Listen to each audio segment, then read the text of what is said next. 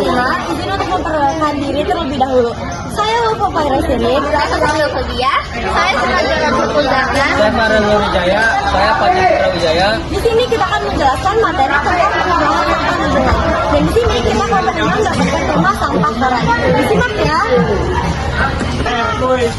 Sampah kertas koran. 1. Pengertian sampah kertas koran. Sampah kertas koran adalah limbah yang berasal dari koran bekas yang sudah tidak digunakan lagi sebagai media informasi. Koran dibuat dari serat kayu yang diolah menjadi kertas tipis dan ringan. Setelah selesai dibaca, koran sering dibuang dan menjadi sampah kertas. Sampah kertas termasuk sampah kering atau anorganik karena tidak cepat membusuk. Yang kedua, sifat-sifat sampah kertas koran. 1. Bersifat ringan. 2. Mudah sobek. 3. Mudah menyerap air. Selain itu, kertas koran juga mudah terbakar karena mengandung bahan selulosa. Apa sih selulosa itu? Selulosa adalah zat alami yang terdapat pada tumbuhan dan berfungsi sebagai penyusun utama di sel tumbuhan.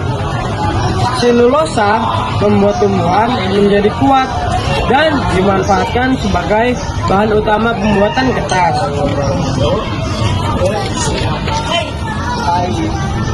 3. Jenis sampah kertas koran. Sampah kertas koran termasuk ke dalam 3 jenis. Yang pertama ada sampah anorganik karena kertas koran berasal dari hasil olahan manusia, bukan langsung dari alam. Jadi namanya sampah anorganik. Yang kedua, sampah kering. Kertas koran tidak mengandung air sehingga termasuk sampah kering. Yang ketiga, sampah yang dapat didaur ulang. Kertas koran masih bisa diproses kembali menjadi kertas baru atau produk lain. Asal sampah kertas koran. Sampah kertas koran berasal dari koran yang sudah dibaca atau tidak digunakan lagi. Sumber-sumber sampah koran yaitu 1. Seperti rumah tangga, koran yang harian sudah dibaca dan tidak digunakan lagi. 2. Industri percetakan berasal dari sisa-sisa produksi koran yang rusak atau koran yang tidak digunakan. 3. Sekolah dan kampus. Limbah kertas dari kegiatan belajar seperti tugas, materi, pembelajaran, pengumuman, dan media informasi yang tidak terpakai. 4. Spanduk dan poster. Kertas koran atau bahan cetak yang digunakan untuk promosi pengumuman lalu dibuang setelah masa berlakunya berakhir.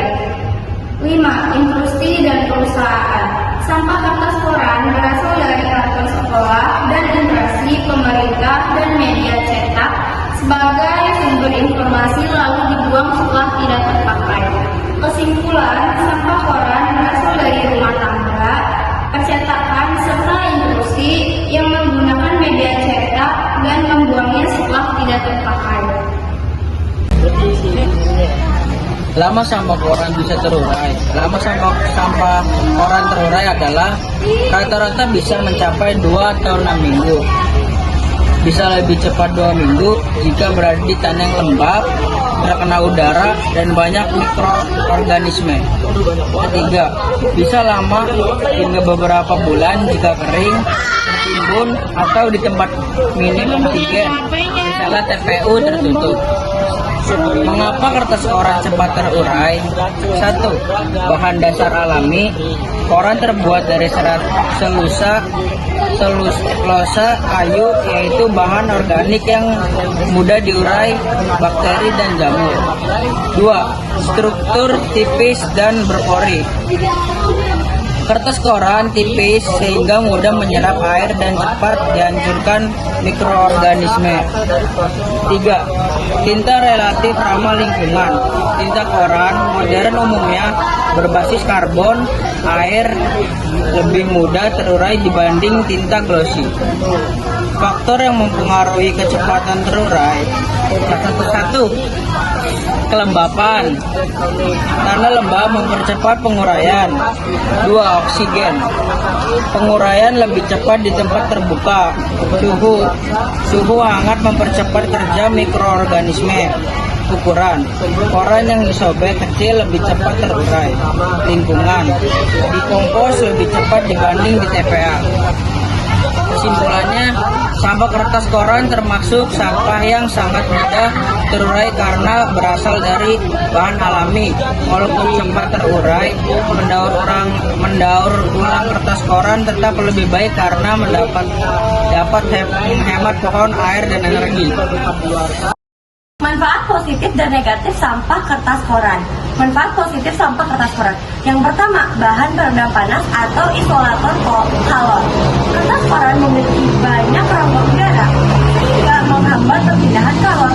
Contohnya ada pula seperti digunakan sebagai pembungkus atau jaga suhu benda. Yang kedua, ada penyerap benturan atau gaya dan tekanan. Koran yang diremas dapat menyerap energi kinetik dan mengurangi gaya benturan. Ada pula contohnya seperti pembungkus barang pecah belah. Yang ketiga, ada untuk media daur ulang atau konservasi energi. Daur ulang kertas membutuhkan energi lebih sedikit dibanding membuat kertas baru dari kayu. Dapat mengurangi penggunaan energi dan sumber daya alam. Dan ada pula dampak negatif sampah kertas koran. Yang pertama, pencemaran jika terbakar sembarangan. Pembakaran itu menghasilkan asap dan partikel yang mencemari udara dan mengganggu pernapasan. Yang kedua, ada resiko kebakaran. Koran mudah terbakar karena memiliki titik nyala yang rendah. Berbahaya jika menumpuk di tempat yang panas. Dan yang ketiga, ada energi terbuang bila tidak dimanfaatkan dengan baik. Sampah koran yang tidak didaur ulang berarti energi potensialnya terbuang secara sia-sia. Yang keempat, ada menyerap air atau perubahan sifat fisik. Kertas mudah menyerap air hingga menjadi lembab dan kotor, mempercepat kerusakan lingkungan sekitar. Dan yang kelima atau yang terakhir, ada menambah volume sampah. Jika tidak didaur ulang, koran menumpuk dan menghambat proses penguraian. Kesimpulan singkat tentang manfaat positif dan dampak negatif sampah kertas koran. Sampah kertas koran itu memiliki manfaat fisika sebagai isolator panas, menyerap energi dan sumber energi alternatif. Namun jika tidak dikelola dengan baik, maka dapat menyebabkan pencemaran udara, resiko kebakaran, dan pemborosan energi. Prinsip 4R pengolahan sampah. Prinsip 4R adalah langkah sistematis yang dapat kita lakukan untuk mengurangi volume sampah dan menjaga kelestarian lingkungan. 4R terbagi menjadi 4, yaitu yang pertama ada reduce atau mengurangi. Langkah pertama yang paling utama adalah mengurangi potensi timbulan sampah sejak awal dengan cara membatasi konsumsi barang yang tidak menjadi sampah di kemudian hari. Yang contohnya yaitu membawa tas belanja sendiri. Yang kedua, memilih produk dengan kemasan minimal. Dan yang ketiga, menghindari penggunaan plastik sekali pakai. Lalu yang kedua ada reuse atau menggunakan kembali. Langkah kedua adalah menggunakan kembali barang-barang yang masih layak pakai tanpa harus melalui proses pengolahan yang rumit. Contohnya menggunakan botol bekas sekali pakai sebagai wadah bumbu dapur atau memberikan pakaian layak kepada orang lain yang lebih membutuhkan. Terus yang ketiga ada recycle atau mendaur ulang. Jika sampah tidak bisa dikurangi atau digunakan kembali, maka langkah selanjutnya adalah mendaur ulang. Maka pengertian mendaur ulang sampah adalah mengolah sampah secara fisik atau kimiawi agar dapat menjadi bahan baku untuk produk baru. Contohnya yaitu mengolah sampah organik menjadi kompos atau menyetorkan botol plastik sampah untuk dilebur kembali menjadi barang baru. Yang keempat yaitu ada replace atau mengganti.